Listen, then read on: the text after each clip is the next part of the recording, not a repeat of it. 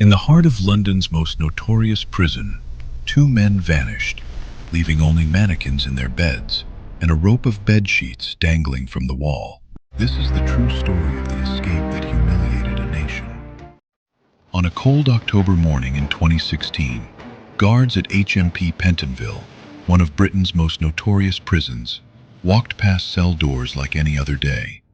But inside one of those cells, something was wrong. Two men, violent inmates with long records, were supposed to be asleep in their bunks. Instead, the guards saw two bodies lying under the covers, perfectly still. At first glance, it looked normal, but it wasn't. The truth? Those were not real bodies at all.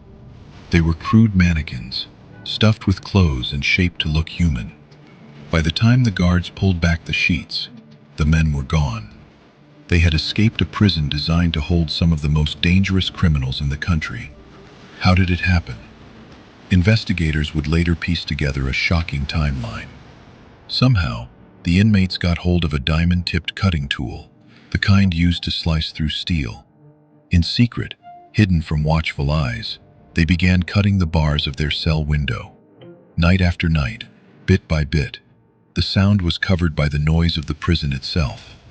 When the bars finally gave way, they tied together bed sheets, turning them into a rope, and climbed down the prison wall. In the middle of the night, in the heart of London, two inmates simply slipped out into the city.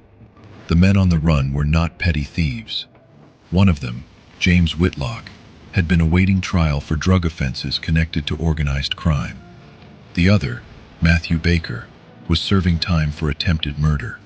Both dangerous, both desperate, and now, free. As the news spread, the escape caused panic. This wasn't an old, crumbling jail in a remote area. This was a major prison in London, surrounded by homes, businesses, and families. How could anyone just cut through steel bars, build a rope out of bed sheets, and vanish? The public demanded answers. Politicians called it an embarrassment, and the manhunt began. Police flooded the city, searching streets, stations, even knocking on doors. Helicopters circled above, but Baker and Whitlock had a head start. For days, London felt uneasy. Every siren, every shadow, every police tape reminded people two dangerous men were out there. Then came the twists. One fugitive, Baker, didn't make it far. Within a few days, he was recaptured in East London. But Whitlock, he seemed to vanish into thin air. Months passed. Rumors spread. Was he hiding in plain sight? Had he slipped abroad? Police pushed forward, but there was no sign. The escape had worked, at least for him. The scandal rocked the prison service. How did these tools even get inside? Was there corruption or pure negligence?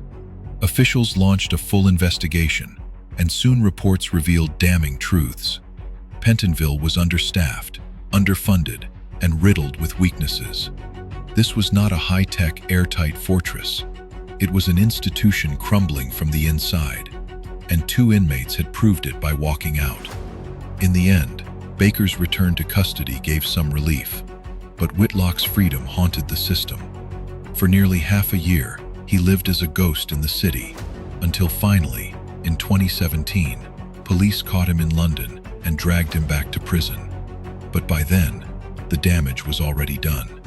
The mannequins in the bed, the cut bars, the bedsheet rope hanging against a London wall, those images became symbols of failure, proof that even in a modern capital, even with cameras and fences and guards, the oldest human drive, freedom, can find a way.